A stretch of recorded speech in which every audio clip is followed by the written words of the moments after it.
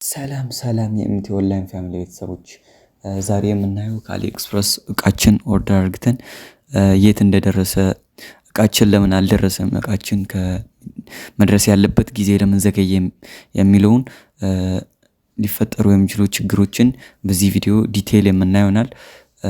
እኔ ያደረድርኩላችሁ በዚህ ቪዲዮ 5 ምክንያቶች ናቸው። አምስተኛው ምክንያት በጣም ወሳኝ ነው። እኛ ሁላችንም ችግሩን ልንሰራው እንችላለን። ቪዲዮውን እስከመጨረሻ መከታተላችሁ እንዳትረሱ።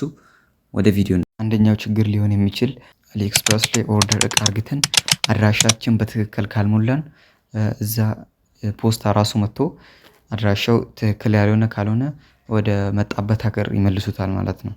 ቻይናም ሆነ ቻይና ማሌዥያም ከሆነ ማሌዥያ እንደዛ እቃችን ተመላሽ ሊሆን ይችላል።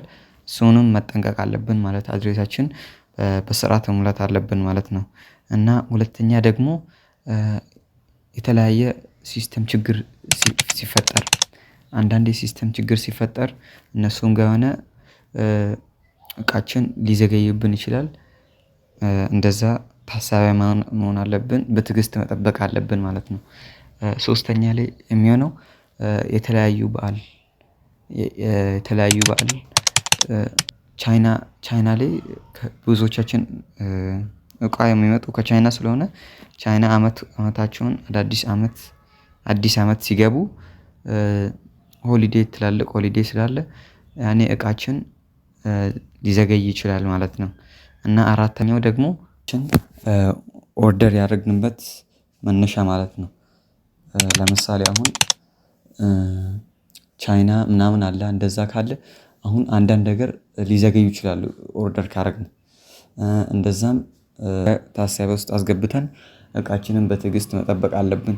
እና አምስተኛው ወሳኙ ችግር እቃችን ኦርደር ስናደርግ የምንሰራው ሺፒንግ ፊ ሲስተም ነው። ሺፒንግ ፊ ሲስተም ማለት እቃችን ሺፒንግ ፊ የምንከፍል ስናደርግ እቃችን ቶሎ ሊመጣልን ይችላል። ሺፒንግ አድሬስ ሺፒንግ ፊ የማንከፍልበት አንዳንድ ኦርደሮች እቃችን ሊዘገይ ይችላል ማለት ነው። እና ሌላ ደግሞ በጣም ሶልድ ያሌላቸው እቃዎች ማለት ብዙ ያልተሸጡ እቃዎችን ስንገዛ ብዙ ሽጦም ስለማያውቅ ቶሎ እቃችን ወደ ቦታው ሊዘገይ ይችላል ማለት ነው። እና ቪዲዮውን እስካሁን ከተመለከታችሁት ቪዲዮ ላይክ ቻናሉን ሰብስክራይብ ማድረጋችሁን እንዳትረሱ። ይመቻችሁ።